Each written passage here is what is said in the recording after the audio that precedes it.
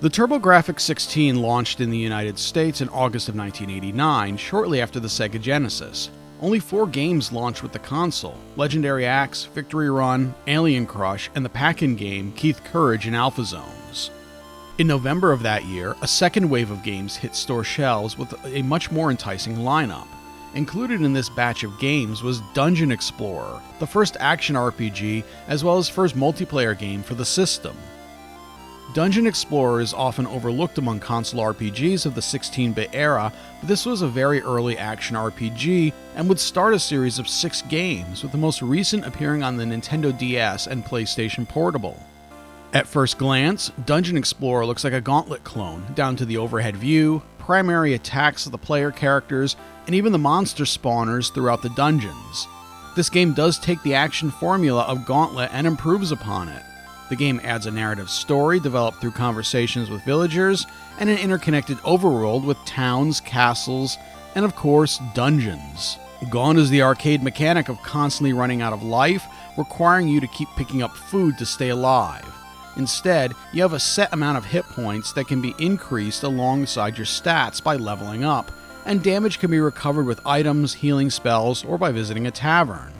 The game is quite fun and has some replayability with multiple characters to choose from, and even secret ones to find and unlock.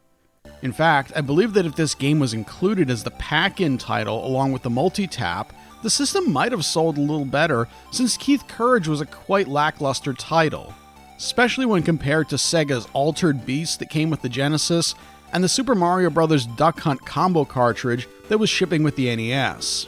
Though it was released in November of '89 in the US, it had been released in March of the same year in Japan, so there's no reason this could not have been a launch title. NEC Avenue published the game, but it was developed by Atlus. In fact, it's the same development team that would go on to develop the Shin Megami Tensei series. TurboGrafx 16 games were released in a cardboard box. Inside the box is a custom-designed CD jewel case that holds the instruction manual and the HuCard or Turbo Chip.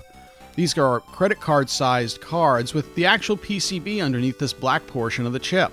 Sadly, NEC Avenue produced some pretty shoddy artwork for many games that they released. The original PC Engine cover wasn't anything to write home about, but the US release looks awful. It looks like something a child drew, and the watercolor palette does nothing to help the poor use of perspective, lack of dimensionality, and strange proportions of what I assume are some of the adventurers from the game. Luckily, the box art is the only thing I really had a gripe with. When you turn on the game, you're met with the title screen and a somber tune as the introductory story is revealed. The story tells of a peaceful and tranquil land of Odessia. The kingdom's symbol of prosperity is the mysterious Aura Stone, which has the power to control people's will. Alien invaders somehow became aware of the Aura Stone and invaded the kingdom to steal it and use its power to dominate the galaxy. The stone was hidden away, but the invaders managed to conquer Odessia. The king has sent word seeking brave warriors to defeat the alien invaders and recover the stone. The story is very typical of RPGs of the time. It indicates that the enemy is an alien race from another planet, but all the regular enemies and some of the bosses seem to be mostly standard fantasy creatures. I wonder if this was the translator trying to spice up the story a little bit. The story progresses in a pretty standard fantasy style, though there is an interesting plot twist late in the game, which is a refreshing change of pace.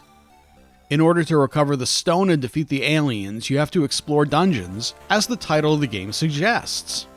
You'll travel from town to town, and many times you'll have to help the villagers with an issue that's plaguing them to learn more about the Aura Stone's whereabouts and progress.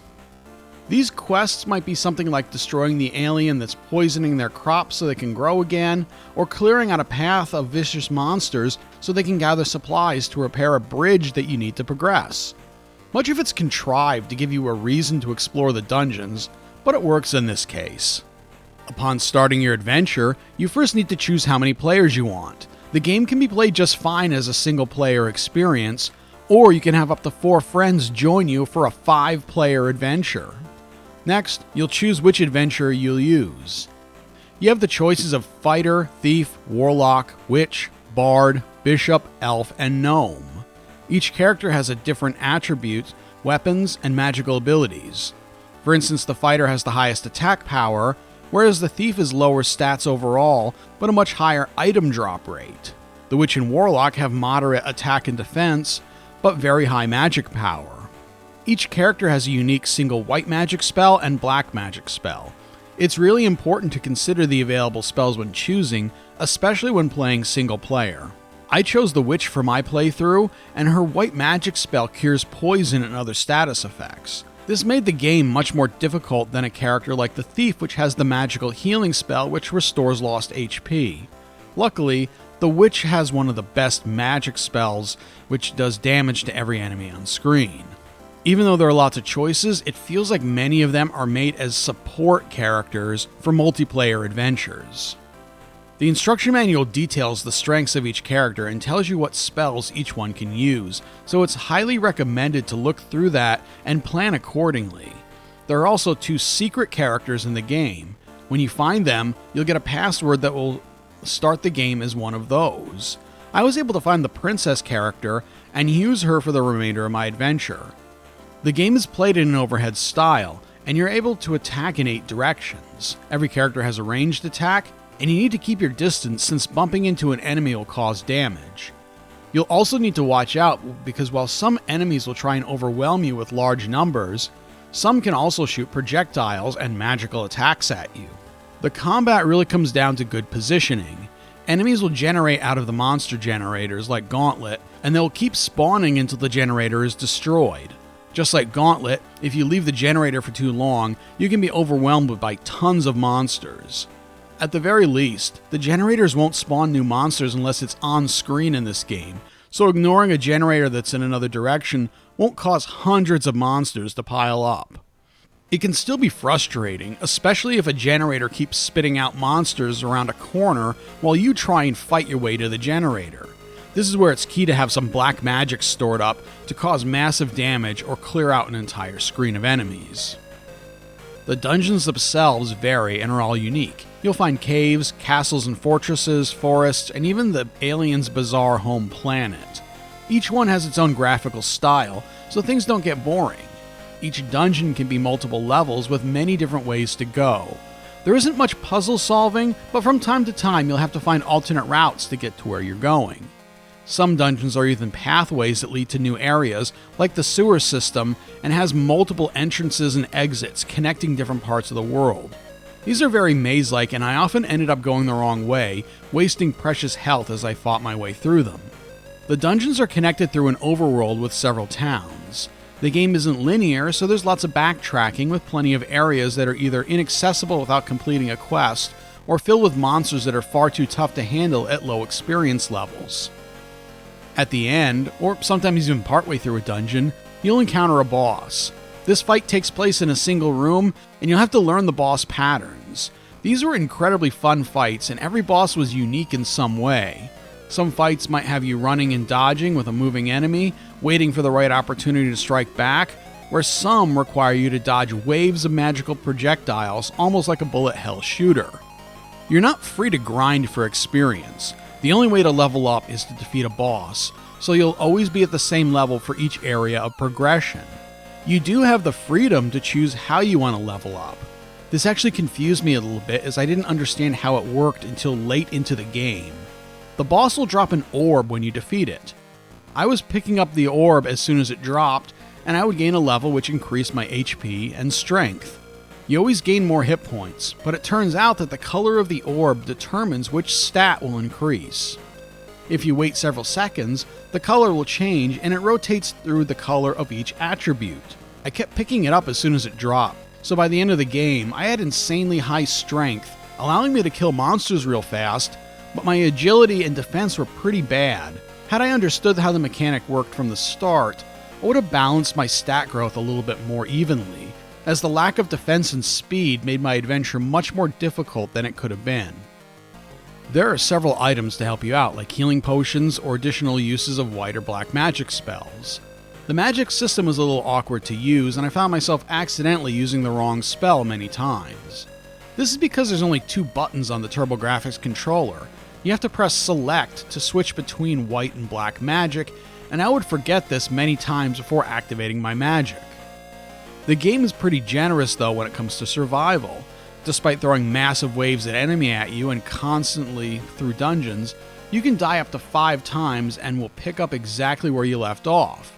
After your 5th death, you'll have to start over at the last password point. The game has some difficult moments, but it's not overwhelming in difficulty.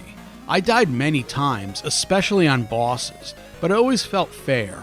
I'm not sure if difficulty scales with multiple players, but if it doesn't, a 5-player game seems like it'd be a cakewalk. Sadly, there isn't an option to save to the internal memory if you're playing with the Turbo Booster, CD unit, or a Duo console.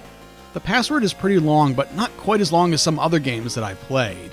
A new password is given only after defeating a boss, so each segment in between bosses isn't too long, and it only took me between 30 minutes to an hour each. The graphics are pretty good for the system, with some really interesting enemy sprites, especially the bosses. Strangely, the game is pretty dark, and for my recording, I actually had to bump up the brightness a lot. The only thing I found a little off-putting is that your characters always looks like they're staring up at the TV at you. It's seriously creepy. The music is spectacular, though I wish the songs had a little bit longer loops. The town music is the most upbeat song for an RPG town, and reminds me of the energy level of music in the East series. I love the way the TurboGrafx sound chip renders music. Everything has such a smooth and mellow feel to it, even when it's an upbeat and fast-paced song. The sound effects work for this game, but they're really nothing special. The game controls really smoothly, and you never feel like the controls are unresponsive. Hit detection is spot on, which is good when trying to target monsters or the generators, and also allows you to dodge enemy fire with precision. The only awkward thing is pushing rocks, which never felt natural to me. Like the game is fighting you to try and make you go around the rock instead of pushing it forward. The game length isn't too long, but it's also not too short. I felt the length kept me interested the entire time, and it didn't wear out its welcome by dragging on far too long. The action is very fast-paced and never lets up. The towns provide a much-needed relief from the dungeons and paths between areas, and villagers even have different dialogue depending on whether you've completed the local quests or not. After finishing this game, I'm excited for the sequels. There's one on the TurboGrafx CD, the 3rd entry is on the Sega CD, and despite the name, is not the same game as this one. The 4th game, called Crystal Beans from Dungeon Explorer, was on the Super Famicom in Japan only, but has a fully playable fan translation. The final 2 games were released for the PSP and Nintendo DS. Despite both being called Dungeon Explorer, Warriors of Ancient Arts, they are 2 different games. The Japanese versions have different titles, but for some reason, Hudson released them internationally with the same name. These are entirely different games in the series, so if you're really enjoying playing these games, you'll need to play both of them. I highly recommend the first entry in the series, though, for anyone looking for an exciting action RPG experience. I'd love to hear your thoughts on this game in the comments if you've played it. Thanks a lot for watching, and I'll see you in the next video. Until then.